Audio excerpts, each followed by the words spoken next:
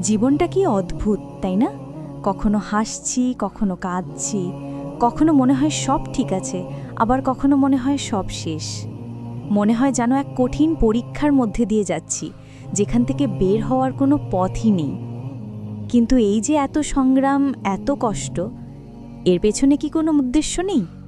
আমরা কি ভুলে যাচ্ছি আমাদের জীবনের একটা গল্প আছে, আর সেই গল্পের একজন লেখকও আছেন? আমাদের জীবনের লেখক আর কেউ নন, তিনি হলেন মহান আল্লাহ সুবহানা ওয়া তাআলা। আমরা তারই হাতে লেখা এক উপাখ্যান।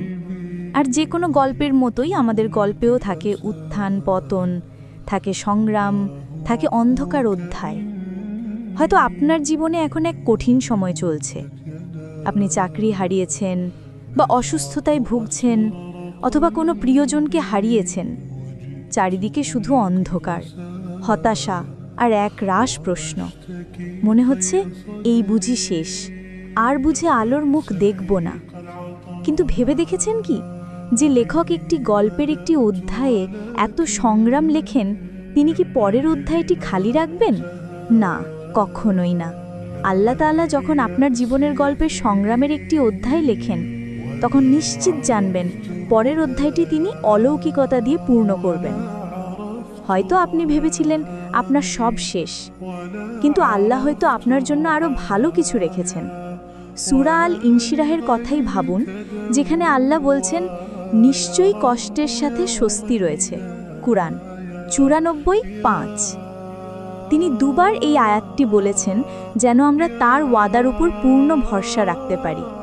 আপনি যখন ধৈর্যের সাথে এই সংগ্রাম মোকাবিলা করবেন, আল্লাহর উপর পূর্ণ ভরসা রাখবেন, তখন দেখবেন কিভাবে আপনার জীবনের মোড় ঘুরে যায়।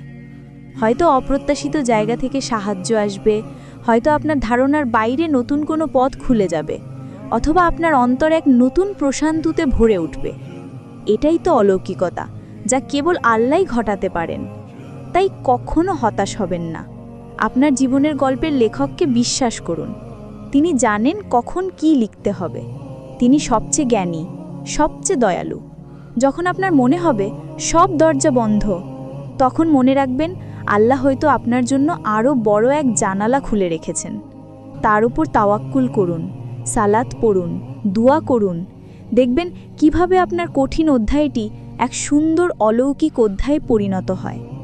আল্লাহ আমাদের সবাইকে তার উপর ভরসা রাখার তৌফিক দিন। আমিন। এই ভিডিওটি যদি আপনার ভালো লেগে থাকে, তাহলে অবশ্যই লাইক করুন, শেয়ার করুন এবং আমাদের চ্যানেলটি সাবস্ক্রাইব করুন। আপনার মূল্যবান মতামত কমেন্ট করে জানান।